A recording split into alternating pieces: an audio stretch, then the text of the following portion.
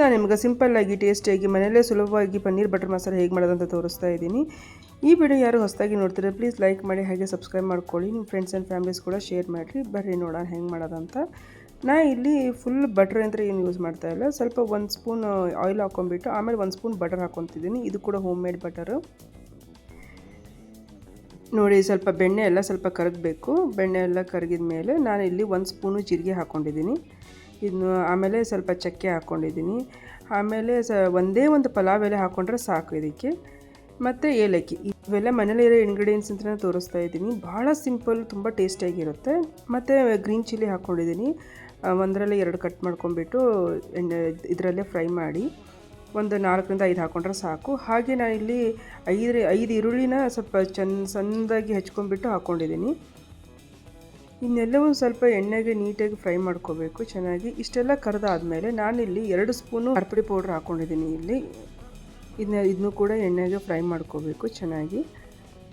ನಾನು ಇಲ್ಲಿ ಒಂದು 3 ಟೊಮೆಟೊ, ಹಾಗೆ ಒಂದು 10ರಿಂದ 15 ಗೋಡಂಬಿ, 1 ಇಂಚ್ ಶುಂಠಿ, ಹಾಗೆ ಒಂದೇ ಒಂದು ಬೆಳ್ಳುಳ್ಳಿ ಮಿಕ್ಸಿ ಮಾಡ್ಕೊಂಡಿರೋದು ಪೇಸ್ಟ್ ಇದು. ಇದನ್ನ ಚೆನ್ನಾಗಿ ಫೈನ್ ಮಿಕ್ಸಿ ಮಾಡ್ಕೊಂಬಿಟ್ಟು ಹಾಕ್ಕೊತಾ ಇದ್ದೀನಿ ನಾನು ಇಲ್ಲಿ. ಆಮೇಲೆ ಸ್ವಲ್ಪ ಇದಕ್ಕೆ ಸ್ವಲ್ಪ ನೀರು ಸೇರಿಸ್ಕೊಂಡ್ಬಿಟ್ಟು ಹಾಕ್ಕೋಬೋದು. ಇದನ್ನೆಲ್ಲವೂ ಚೆನ್ನಾಗಿ ಎಣ್ಣೆಯಲ್ಲಿ ಫ್ರೈ ಮಾಡ್ಕೋಬೇಕು. ಒಂಚೂರು ಕೈ ಬಿಡಲಾರ್ದಂಗೆ ಫ್ರೈ ಮಾಡ್ಕೋಬೇಕು, ಯಾಕಂದರೆ ಕ್ಯಾಶ್ಯೂ ಹಾಕಿರುತ್ತಲ್ಲ ಅದರೊಳಗೆ, ಅದು ತಳ ಹಿಡ್ಕೊಳುತ್ತೆ. ನೋಡ್ಕೊಂಬಿಟ್ಟು ಚೆನ್ನಾಗಿ ಎಣ್ಣೆಲಿ ಫ್ರೈ ಮಾಡ್ಕೊಳ್ಳಿ.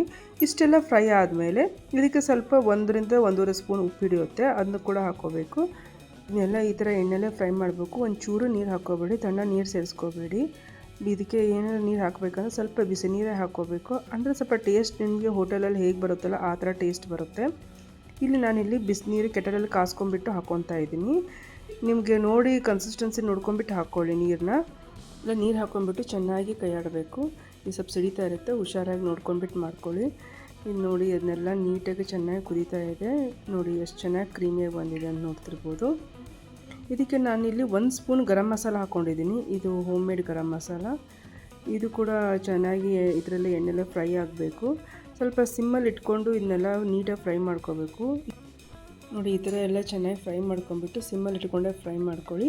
ನಾನು ಇಲ್ಲಿ 200 ಗ್ರಾಮ್ಸ್ ಪನ್ನೀರ್ ನಾನು ಎಣ್ಣೆಯಲ್ಲಿ ಫ್ರೈ ಮಾಡ್ಕೊಂಬಿಟ್ಟು ಅದಕ್ಕೆ ಸ್ವಲ್ಪ ಉಪ್ಪು ಖಾರ ಪುಡಿ ಮೇಲ್ಗಡೆ ಉದಿಸ್ಬಿಟ್ಟು ಫ್ರೈ ಮಾಡ್ಕೊಂಡಿದ್ದೀನಿ. ಅದನ್ನ ಫ್ರೈ ಮಾಡ್ಕೊಂಬಿಟ್ಟು ಇದಕ್ಕೆ ಹಾಕ್ತಾಯಿದ್ದೀನಿ. ಲಾಸ್ಟಿಗೆ ಈ ಥರ ಪನ್ನೀರ್ ಹಾಕ್ಕೊಂಬಿಟ್ರೆ ರೆಡಿ ಆಗುತ್ತೆ ನೋಡಿ, hotel style paneer butter masala.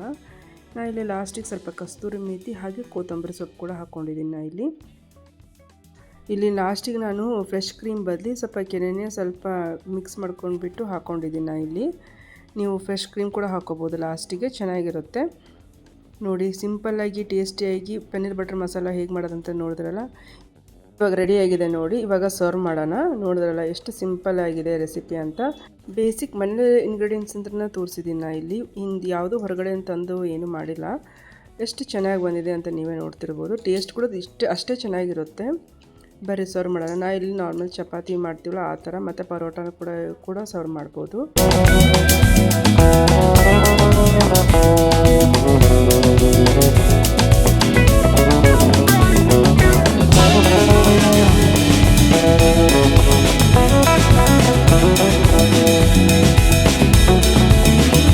ನಿಮಗೂ ಈ ವಿಡಿಯೋ ಯೂಸ್ಫುಲ್ ಅನಿಸಿದರೆ ಲೈಕ್ ಮಾಡಿ, ಹಾಗೆ ಸಬ್ಸ್ಕ್ರೈಬ್ ಮಾಡ್ಕೊಳ್ಳಿ.